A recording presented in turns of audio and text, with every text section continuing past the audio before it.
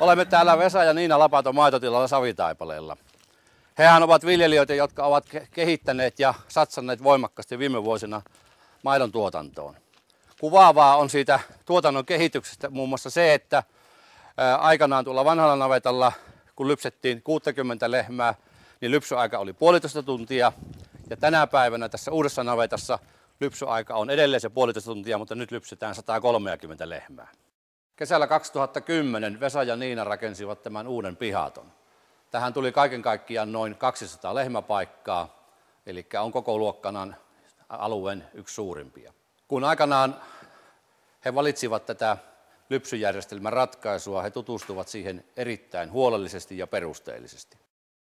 Monien neuvotteluiden ja vaiheiden jälkeen he päätyivät lypsyaseman valinnassa tähän GEAn kokonaisjärjestelmään, joka asennettiin sitten vuonna 2010 myöhään syksyllä. Kun Vesa ja Niina tekivät lypsyaseman hankintapäätöstä, he poikkeuksellisen perusteellisesti perehtyivät eri valmistajien ja eri lypsyasematyyppien eri ominaisuuksiin ja erityisesti sellaisiin asioihin ja ominaisuuksiin, jotka käytännön lypsytyössä tuovat tehokkuutta ja nopeutta ja ovat ergonomisesti mahdollisimman hyviä. Vesalla ja Niinalla oli paljon erilaisia hyvin kunnianhimoisia tavoitteita tämän erityisesti lypsyjärjestelmän toimivuuden suhteen. Nyt sitten voimme lähteä perehtymään, millä tavalla nämä tavoitteet ovat toteutuneet tähän mennessä tällä tilalla.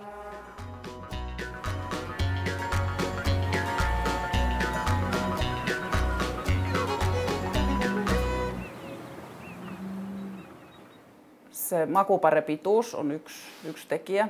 Sitten se, että lantaraappa käy käytännössä jatkuvasti. Kuivitus on kutterin purua. 3 kertaa viikossa levitetään Seferillä purutuskauhalla. Ilmanvaihto on semmoinen minun mielestä, mikä kans vaikuttaa kyllä siihen. Että utarikarvat ajellaan tai poltetaan, yritetään polttaa säännöllisesti, niin se on yksi tekijä.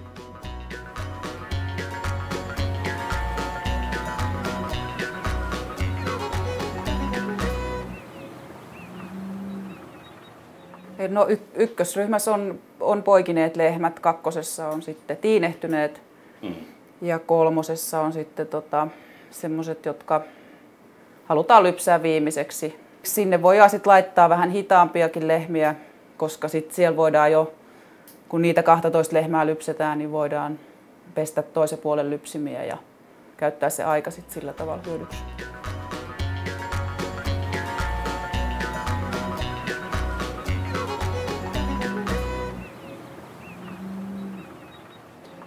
No kyllä se tuossa ryhmittelyssä me käytetään niin, että ykkösryhmä ajetaan ajolaitteen etupuolelle ja osa lehmistä kun menee asemalle, niin ajolaitetta siirretään eteenpäin ja sitten kakkosryhmä sopii ajolaitteen taakse siihen.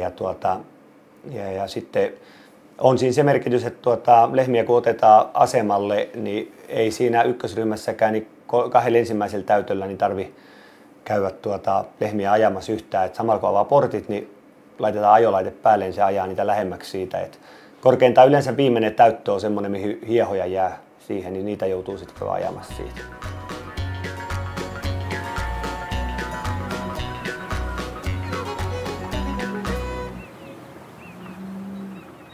Osa näistä lypsyalueistahan me huuhataan vesiletkulla tai paloletkulla tuossa ja kyllä se varmasti 10-15 minuuttia säästää työaikaa aamuilloin, jos verrataan siihen, että pitäisi se koko tilakin kolata ja putsata sitten letkujen kanssa.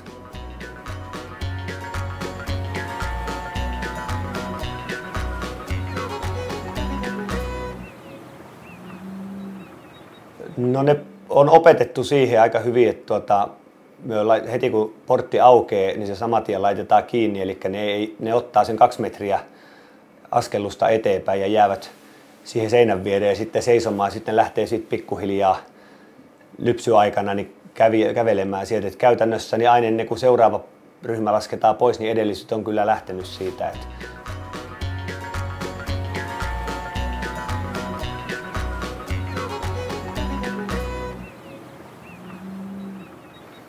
No ensin aloitetaan siitä, että laitetaan siivillä sukka ja sitten laitetaan maitoletku tankkiin, sitten siirrytään lypsyasemalle, sieltä suljetaan muutama hana ja sitten otetaan lypsyliinat. Sitten sen jälkeen laitetaan tietysti sieltä kone päälle ja sitten lypsimet saadaan nostettua ylös valmiiksi siihen lypsyasentoon painamalla molemmilta puolilta, että ne nousee kaikki yhtä aikaa.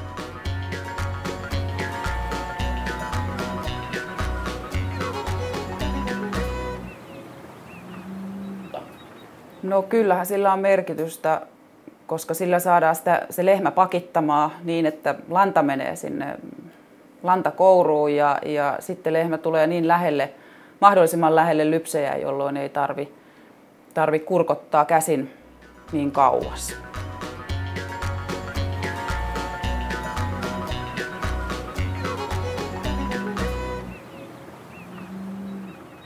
Tärkein seikka siinä on se, että IQ-lypsimen paino jakautuu molemmille käsille. Verrattuna niin kuin vanhaan lypsyjärjestelmään, niin pidän kyllä niin kuin sitä erinomaisena. Siinä ensin nostetaan lypsimet kiinni etuvetimiin ja sitten nostetaan takavetimiin ja se on sitten siinä. Just tosiaan, kun ne sulkee ne kuulat sen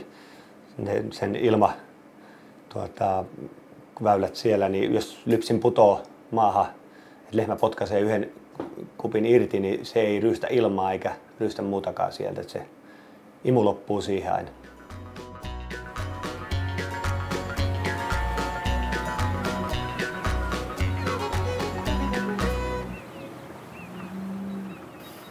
No Easy Startin merkitys on kyllä jonkinmoinen, koska siinä jää se joka lehmän kohdalta se napin painallus pois ja sitä myöten tietysti ergonomisesti myöskin mukavampi, että kättä ei tarvitse nostaa enää sinne nappulalle, vaan se lypsintä heilauttamalla niin lypsin lähtee toimimaan.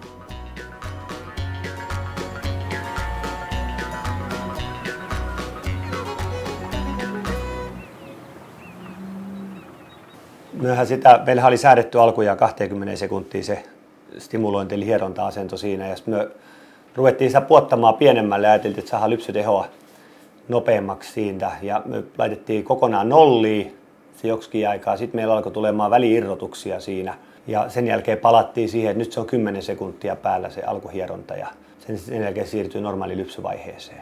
Ja sitten sillä on myöskin merkitys siinä mielessä, että jos lehmät on puhtaita, niin esikäsittelyaika jää meillä aika lyhyeksi, niin sitten se vielä niin kuin sitä vahvistaa, sitä esikäsittelyä se stimulaatio.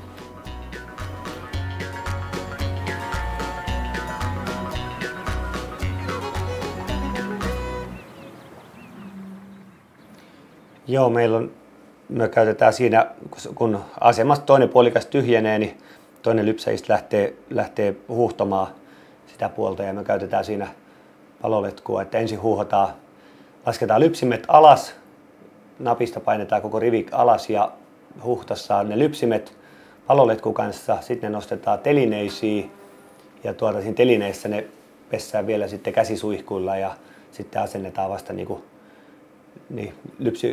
nännikupit niihin pesutelineisiin paikalleen. Niin ihan lopuksi käydään ennen kuin pesu lähtee päälle, niin paloletkulla isolla vesimäärällä joka lypsin läpi vielä, että se huuhtoo kaiken puhtaaksi.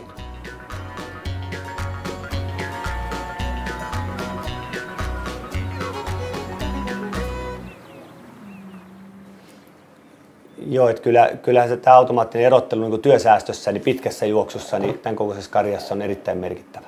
Kyllä se käytännössä tilanne on se, että jos siellä 3 lehmää menee erottelun ohi syystä tai toisesta ja ne joutaa tuolta hakemaan, niin yhdellä ihmiseltä niin se on äkkiä se puoli tuntia niiden hakemisessa, 2 se on semmoinen 15-20 minuuttia, kun ne hakee tuolta.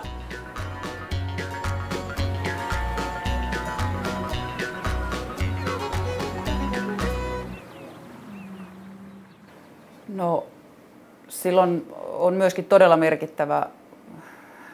merkittävä osuus tästä työstä sillä Dairyplan-ohjelmalla ja sinnehän merkitään eläimen poikimiset, poistot, kiimahavainnot, siemennykset, tiineystarkastukset ja nyt on meilläkin käynyt tästä vuoden aikana niin kuin selvästi niin, että perinteinen seinällä oleva siemennyskalenteri on ruvennut jäämään pois käytöstä ja kaikki havainnot kirjataan tänne Dairyplan ohjelmalle.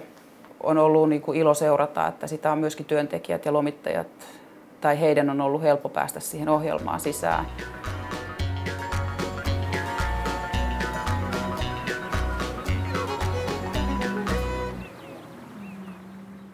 Digitaalisessa kalenterissa on olennaista se, että sä sieltä heti helposti näet, missä vaiheessa lehmä on menossa. Että esimerkiksi kun sä kierrät tuolla kiimakierrosta ja sä näet, että joku on kiimassa ja sä tulet tänne ja voit saman tien koneelta sen lehmän kohdalta katsoa, että missä se on vaiheessa se on menossa. Ja muutenkin niin kun lehmät on niin kun ryhmitelty eri väreillä kalenteriin, niin siellä näkee, että mitkä on poikineet, mitkä on olleet kiimassa, mitkä on siemennetty, mitkä on tiineitä ja mitkä on poistettavia. Se on hyvin tämmöinen helppolukuinen ja nopea käyttää.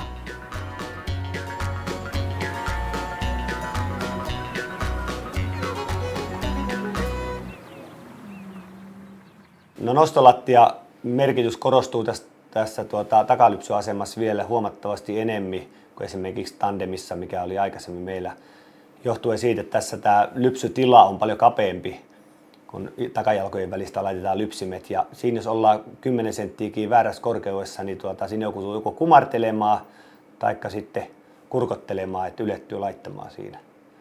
Sillä on erittäin tärkeä merkitys. Ja varsinkin jos on erimittaisia lypsäjiä, niin kuin meilläkin on, niin se, että kun se puolesta välistä menee poikki, niin molemmissa päissä voi käyttää eri tasossa sitä lattiaa.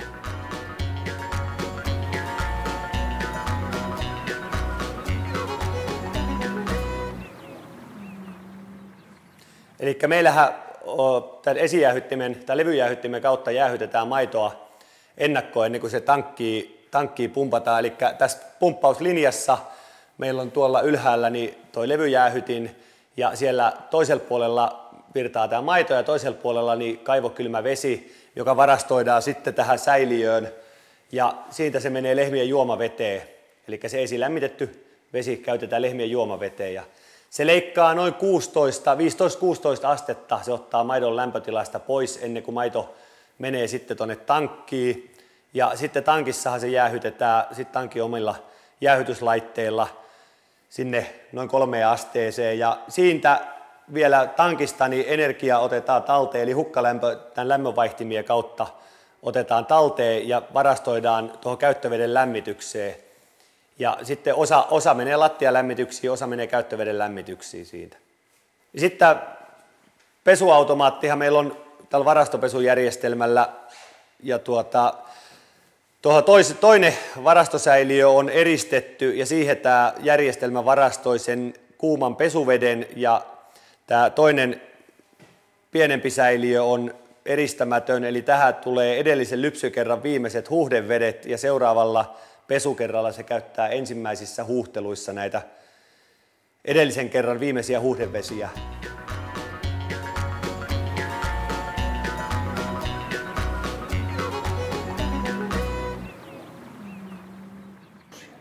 No täytyy sanoa, että mielipide on muuttunut siitä silloin kun kauppaa hierottiin. Eli silloin suhtaudun erittäin varauksella siihen, että samoja pesuvesiä käytetään moneen kertaan ja kierrätetään niitä, että miten bakteerien näiden tilanne tulee kehittymään. Mutta nyt kun tämä vajaa vuosi on käytetty tätä, niin bakteerit on pyörinyt kaiken aikaa siinä 2000 ja 4000 välillä ja siinä ei ole kyllä ollut mitään ongelmia, että tämä on kyllä muuttanut käsityksiä ihan täysin.